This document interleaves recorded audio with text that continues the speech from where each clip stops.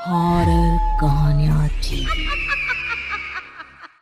अगली मौत किसकी? संजीव अपने दोस्तों राघव और प्रतीक के साथ बियर बार में बैठकर बियर पी रहा था।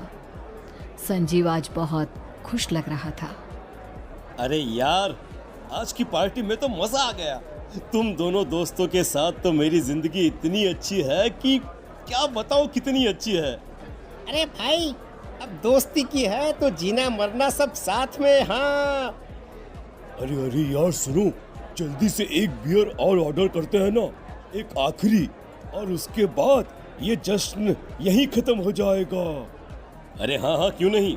वेटर, जल्दी से 2 बियर की बोतल लेकर आओ। आज मेरे दोस्तों को जश्न मनाना है, क्यों? इतने में वहां पर एक बहुत सुंदर लड़की छोटे छोटे कपड़े पहनकर हाथ में बियर की बोतल लेकर उसके पास आती है।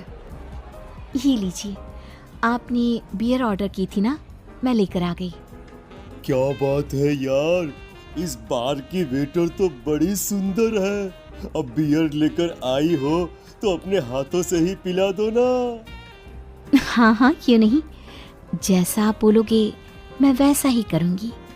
क्या बात है यार, अब तो लगता है रोज यहीं आना पड़ेगा। उसके बाद वो लड़की उन तीनों को बियर सर्व कर देती है। पार्टी करने के बाद वो तीनों अपने अपने घर जाते हैं। प्रतीक, संजीव और राघव को उनके घर छोड़कर जैसे ही अकेला अपनी कार में आकर बैठता है तो अचानक उसे एहसास होता है जैसे उसकी कार की पीछे वाली सीट पर कोई बैठा हुआ है। वो तुरंत पीछे मुड़कर देखता है। तुम यहाँ क्या कर रही हो? और तुम मेरी कार में कब आई? अरे तुम तो बार में वेटर थी ना। बस ऐसे ही मेरा दिल कर रहा था आपके साथ आपके घर चलने का, इसलिए मैं आपके साथ चली आई। अरे लेकिन तुम मेरी कार में आई कब? अभी कुछ देर पहले तो यहाँ पर मेरे दोस्त बैठे हुए थे। प्रतीक के इतना बोलते ही उस लड़के का चेहरा खतरनाक तरीके से बदल जाता है। उसकी आंखें पत्थर की तरह सफेद और पूरे शरीर पर नीली नीली नसें उभर आती है। गाड़ी चलाओ, पूरी स्पीड में चलाओ, और अगर तुमने गाड़ी रोकने की कोशिश भी की तो मुझसे बुरा कोई नहीं होगा। डर की वजह से प्रतीक के पसीने छूटने लगते हैं। उसका शरीर बुरी तरह से कांप रहा था। प्रतीक बिना कुछ सोचे समझे कार को फुल स्पीड से चलाना शुरू करता है। चलते चलते वो शहर से दूर एक पहाड़ी पर पहुंच जाता है और सामने अब सिर्फ पहाड़ी का किनारा दिख रहा है, जिसे देख प्रतीक घबराकर अचानक से कार को ब्रेक लगाता है। देखो, मुझे छोड़ दो मुझे। अगर मैंने गाड़ी जरा सी भी आगे बढ़ाई तो हम दोनों नीचे गिरकर मर जाएंगे। ये तो तुम्हें पहले सोचना चाहिए था ना। अब कुछ नहीं हो सकता।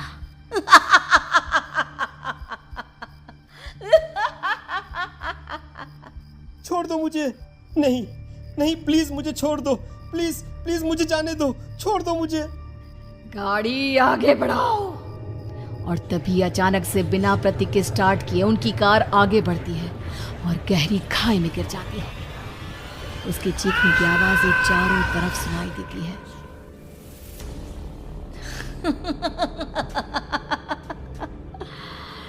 तुझे मारकर मेरे कलेजे में जल रही आग को थोड़ी शांति तो मिल गई, लेकिन अभी ये कहानी खत्म नहीं हुई।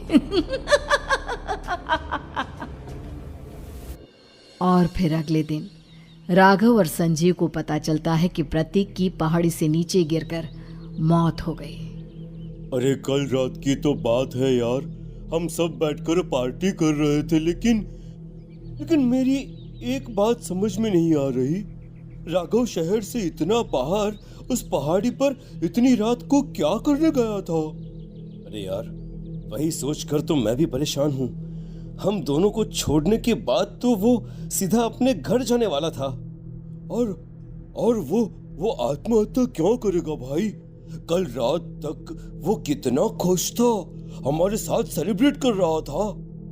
हाँ, लेकिन पुलिस ने तो यही कहा है कि प्रतीक ने अपनी कार को जानबूझकर पहाड़ी से नीचे गिरा दिया और आत्महत्या कर ली। अरे यार, संजीव मेरी तो कुछ भी समझ में नहीं आ रहा है। चल ठीक है, अब मैं अपने घर जाता हूँ। Okay bye. राघव अपने घर में अकेला था। दोपहर का वक्त था। तभी दरवाजे की घंटी बजी। कौन है?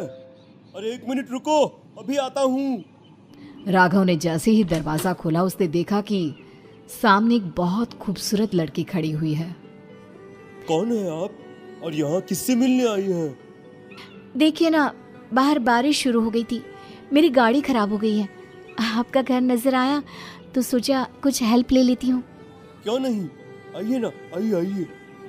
मेरे कपड़े पूरे भीग चुके हैं, क्या आपके पास टॉवल मिलेगा प्लीज? राघव अपने बाथरूम से एक टॉवल लाकर उस लड़की को देता है। थैंक यू सो मच, अब मैं चलती हूँ। अरे इतनी क्या जल्दी है? आप चाहे तो बारिश रुकने तक यहाँ पर रुक सकती हैं। हाँ। लड़की ने पलटकर राघव की तरफ देखा। नहीं, मुझे जाना होगा, मेरा काम बाकी है।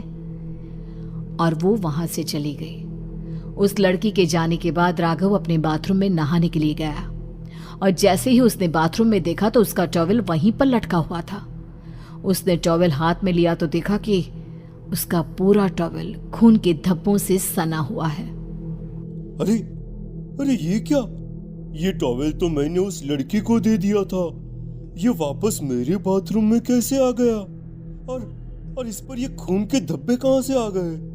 राघव ने आईने में देखा तो उसकी गर्दन पर एक बड़ा सा चाकू का कट लगा हुआ था जिससे खून बह रहा था, जिसे देख राघव के होश उड़ गए। हाँ, अरे ये क्या? मेरी गर्दन इतनी ज्यादा कटी हुई है और मुझे दर्द भी नहीं हो रहा है। ये क्या हो रहा है मेरे साथ? राघव घबराकर बाथरूम से बाहर आया और अपना मोबाइल उठाकर उसने संजीव को फोन लगाया। संजीव जल्दी से मेरे पास आ जाओ। मुझे लगता है कुछ बहुत बड़ी गड़बड़ है, जल्दी आ जाओ। उधर से आवाज आई, लेकिन वो आवाज संजीव की नहीं बल्कि एक लड़की की थी।